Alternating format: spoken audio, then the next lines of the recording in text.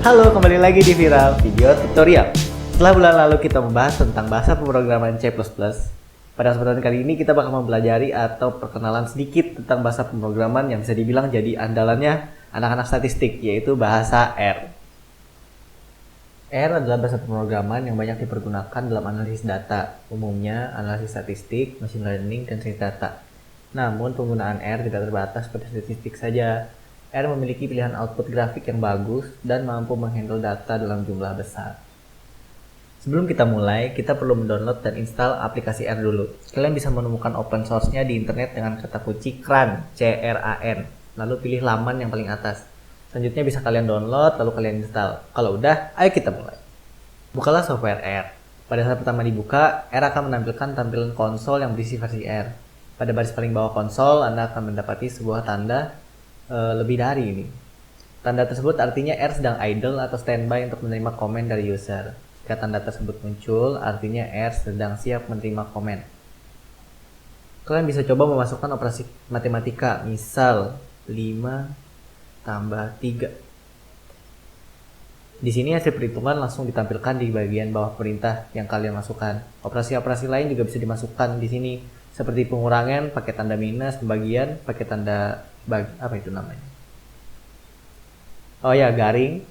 Lalu sisa pembagian modulo pakai tanda persen, pangkat pakai tanda itu yang kayak topi, dan akar kuadrat pakai SQRT. Kita juga dapat melakukan operasi menggunakan variabel. Ada beberapa cara dalam menginput variabel, tapi kali ini salah satu aja ya yang paling wajar kita pakai. Misal, dalam variabel A kita masukkan nilai yaitu 3.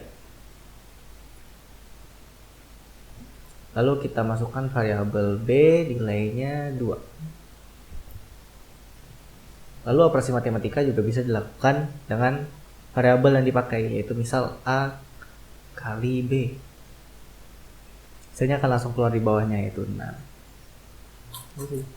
Selanjutnya kita akan mengenal beberapa tipe data dalam R. Variabel dalam R tidak hanya diberi nilai berupa angka numerik, tapi juga bisa diberi data dalam bentuk lain, misal karakter atau logikal.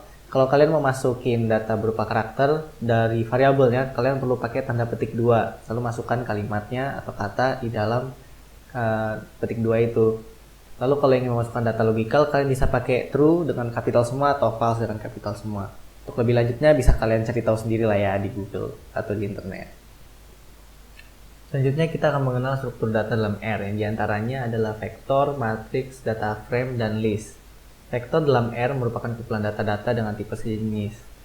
Vektor memiliki lebar sebesar 1 dan memiliki panjang sesuai banyaknya data di dalamnya.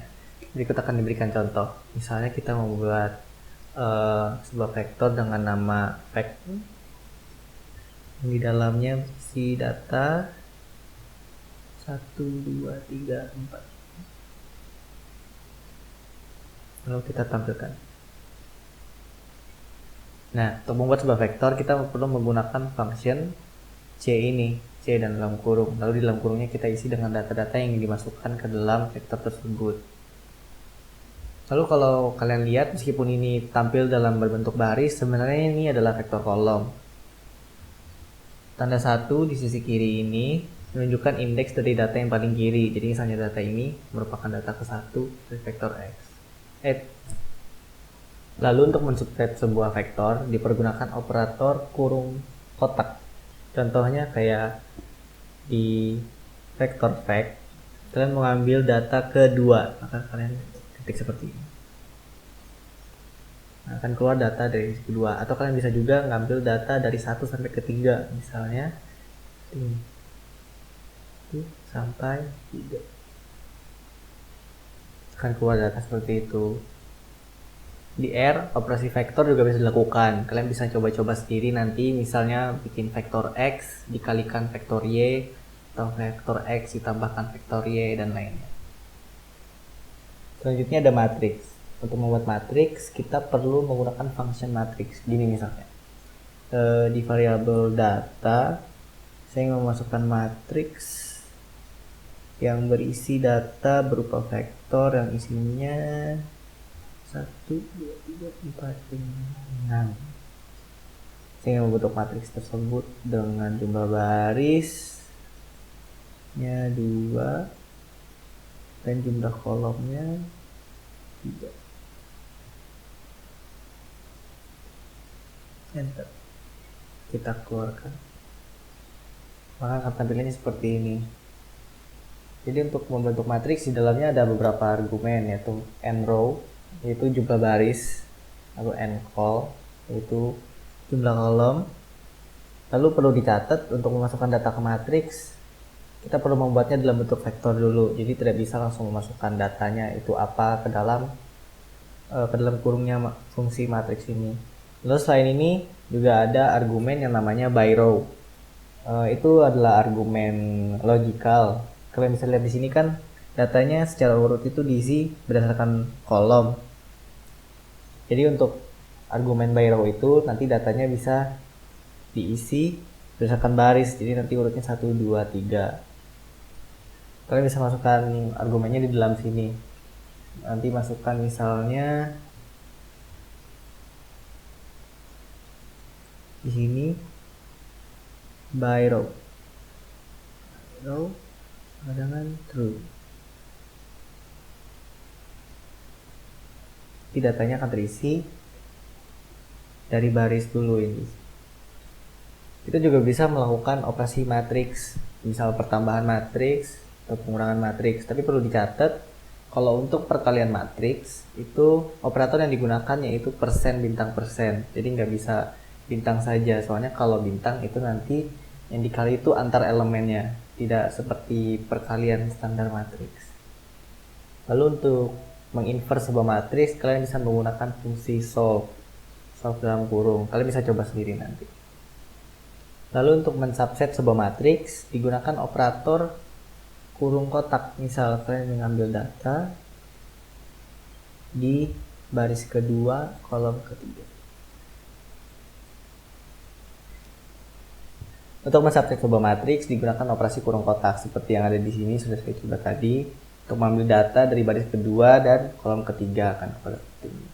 Lalu kalau misalnya kalian mengambil data dari kolom kedua saja atau baris kedua saja, misal data, lalu untuk bagian pertama ini kan berupa baris. Misal kalian mengambil baris kedua, maka baris kedua, lalu koma, lalu dikosongin aja langsung tutup kurung seperti kotak.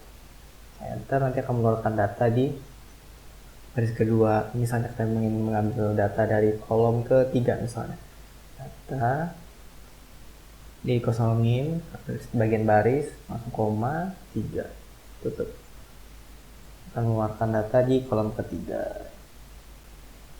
Selanjutnya ada data frame. Data frame itu ya nggak akan kujelaskan di kesempatan kali ini, tapi pada dasarnya data frame itu seperti tabel. Jadi sebuah matriks yang dimana antar kolomnya itu bisa berisi variabel dengan tipe data yang berbeda. Misalnya di kolom 1 kalian isi dengan data numerik, kalau di kolom 2 bisa kalian isi dengan data karakter, dan di kolom ketiga misalnya kalian isi dengan tipe data logikal gitu. Jadi pada dasarnya memang seperti tabel. Selanjutnya ada function. Ya, function itu pada dasarnya untuk seperti memasukkan beberapa operator secara langsung seperti fungsi-fungsi matematika.